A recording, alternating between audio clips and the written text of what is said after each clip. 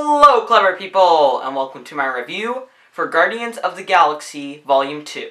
So the sequel to the hit 2014 film Guardians of the Galaxy, which was, I believe, Marvel's 11th or 12th film. This, I believe, is their 15th or 16th or something like that. And it follows the story of Peter Quill and the other 4 people in the Guardians of the Galaxy, who are a group that run around and do these small jobs. Now, when Peter Quill discovers some links to his father, he goes to explore that, and through that, a lot of bad things happen. I don't really want to go too deep into the plot, because the trailers really did not reveal much, and I actually kind of liked going in not knowing much about this movie. Knowing the plot or not, I was ecstatic to see this movie. I was super excited. I love the original. I can't believe I don't own it on Blu-ray yet. So obviously, I was really excited for this one. Reviews were a bit on the weaker side. Well, a lot of the people were claiming it.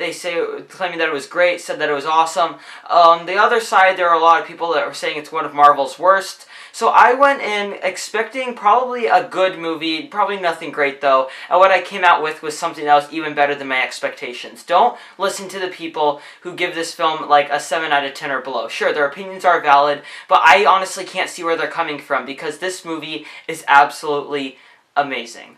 Okay, amazing is a big word. It isn't quite to that level, but honestly, it is undeniable how entertaining this film. Every single scene in this film, it feels, is entertaining. They're always filling it with fantastic jokes, a lot of great chemistry among the cast. I was absolutely never bored in this movie. There wasn't a single dull moment throughout the entirety of this runtime. This movie's about 2 hours and 12 minutes long, and when you have a movie that can be constantly entertaining, that is definitely a good sign.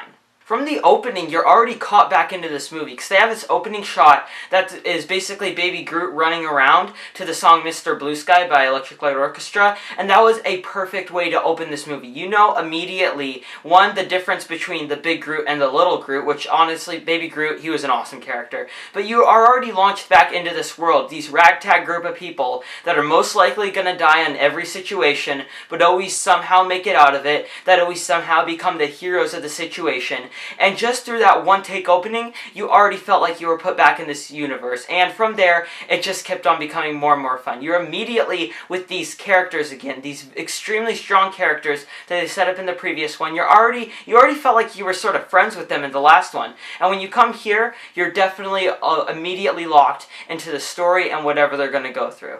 And something this film does even better than the first one is that it adds a lot more development to these characters. You already fell in love with them. You already got to know them and know everything about their personalities. So from there, it's time to give some development into them. And there's a lot of characters in here that in the first one, you are completely forgettable, but in this one are so much stronger. Like Yondu and Nebula are 2 that really stand out, because in the first 2, those 2 were just fine. They were there. They didn't really do much else. But you can tell that James Gunn probably had something planned for them, because he wouldn't put them in there if he didn't. And in this film, you see his plan. You see why they were there from the original film. Because Nebula, she is there. She offers some really interesting insight into Thanos and into her relationship with Gamora. And you get to learn a lot about her, and it's kind of heartbreaking, yet it's also very touching, and that was very nice to see. And with Yondu, I don't want to get into spoilers with what happens with him, but it is also extremely touching what happens, and I'm really glad that they elaborated on those characters. Besides that, you also got quite a bit more for the other people. Baby Groot practically stole the film. Did he really need development? No. You know that he's just the bulk of Rocket Raccoon. Rocket Raccoon was not necessarily very well developed, but he still had a very strong personality and a lot of jokes that really hit. Peter Quill, you got a lot into him, and you understand, it makes that a lot of the issues with the first film suddenly make sense, and that's the best thing that character development can do. It can make it so that something that was questionable at first, you learn different things about these characters. Going down, Drax and Gamora aren't really all that developed. You get some stuff with Nebula and Gamora, which is nice, but basically those 2 are just sort of there because they felt like they needed to be in the movie. Gamora is honestly a lot more towards that. Drax has a lot of funny lines, and I am really glad that Dave Bautista is in James Gunn's hand as the director, because he knew exactly what to do with Dave Bautista. He's not a good actor, so you couldn't have a lot of dramatic moments with him, but he is a great showman. He has a lot of personality and a lot of charisma, and they really showed that through a lot of the jokes that he had. The dialogue among the entire cast, but especially amongst Drax, is very quick and very witty, and it honestly is probably the reason that this film is so funny. It's because the chemistry among these characters and these actors are so great, despite the fact that a lot of them are CGI, and also that the dialogue, the banter between them, is very, very good. However, it is hard to say that about the other dialogue in the movie, because every other piece of dialogue is either just really not all that well written, or it is extremely expositional. It's better than the first movie, because the first movie had way too much dialogue that was just pure exposition. This one, maybe it's because I've seen Guardians, the first one, so many times that I noticed it that more in that one, but this one did not have as much expositional dialogue, but a lot of the dramatic dialogue, until it gets towards the later part of the movie, is very weak. James Gunn is a great comedian, and he's great at comedic dialogue, but when it comes to other dialogue, I think that's definitely one of his weakest points and something that he definitely needs to work on. Now, I have said that this movie did do a lot of things better than the first one. However, there are a lot of things that it didn't do as well as the first one. One of them is having sort of the zany vibe that really made the first one special, and that what made it stand out. And you sort of got that hardcore entertainment from the editing, how the flow from scene to scene felt so natural. In this film, it honestly felt like about 35 to 40 minutes were just stalling to increase the runtime. Were they entertaining? Sure, I laughed at a lot of the jokes that were in that runtime, but there's a time sort of after they meet Peter Quill's dad, after they go off with him, and then there's sort of just this time period that feels like they extended it for no reason, especially a scene with Yondu. I don't want to say exactly what scene, but basically he uses his arrow to kill a bunch of people. That scene felt way longer than it should have. Was it funny? Yeah. Was I entertained? Yeah. But the scene just went on for far too long, and that brought down the zany, really entertaining vibe that the first one had. A lot of the flow from scene to scene does not feel very natural. The editing in this film could have been improved on by a lot, because is it bad? I wouldn't say that it's like awful or anything, but it very much detracts from the movie, especially just that one 40-minute segment. From there, it has a few weird tonal inconsistencies that I believe were due to editing, and the action can be a little choppy at times, but besides that, the editing is mostly good, but it was just those moments that really did feel much weaker. As far as villains go, villains are usually the weakest part of a Marvel film. You've seen this throughout. Other than Loki and kind of Ultron, the rest of them have just been very weak. In this film, they have a villain. I don't quite want to go into it, but the villain in this film is a bit stronger because he feels more like a character and not just a person that wants endless destruction.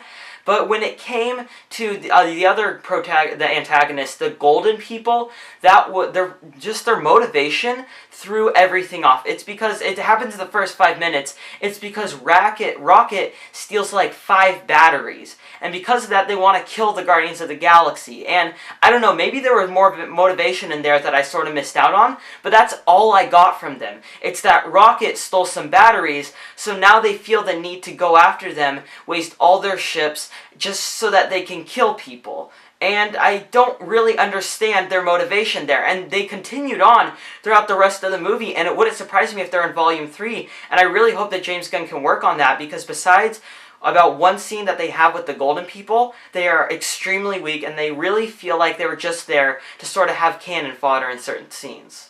Now, something you can absolutely admire about this movie is the soundtrack. Look, I'm not going to say that soundtrack makes or breaks a movie. That's typically not what happens. Typically, soundtrack is there just to sort of heighten the mood of what's going on. Like in the first one, they didn't necessarily play the songs out for too long. They were just sort of there to set the mood of the film. So that by playing these really fun 70s music, you kind of got interested into how like the 70s songs could fit into this beyond belief like big sci-fi film. And that is what made it unique. That's part of the reason why the film is so critically acclaimed. It's because the soundtrack helped make such a zany atmosphere from it. And in this film, the soundtrack is even better. This, honestly, I could not imagine this being the same movie without the soundtrack. How many movies can you say that? Where you can say that if certain songs were taken out of certain scenes, they would not feel the same and they would not have as much weight.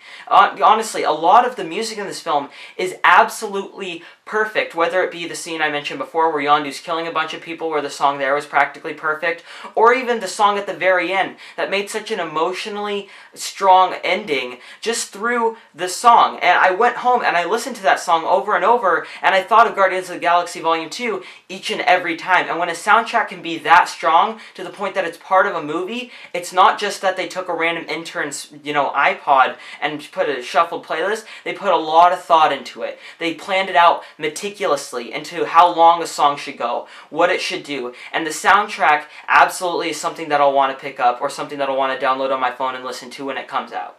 As much as I love Volume 2, I do think that this is a very easy to improve movie. If you got a better editor, if you created a better flow between the scenes so that it didn't feel choppy occasionally, I think that this could easily be Marvel's best film. As it stands currently, I would say that this is probably Marvel's third best film behind Civil War and Guardians of the Galaxy, the original, because this film does bring you back into that world. Is it a bit weaker than the first one? Yes, however, it hits on the emotional beats extremely well. It is extremely entertaining. There's a lot of great banter, and honestly, I would not want anyone else other than James Gunn to be in the hands of this franchise at this point. If Volume 3 is anything like the first two, I can confidently say that this will be one of the best modern-day trilogies. I will give Guardians of the Galaxy Volume 2 a 7.5 out of 10.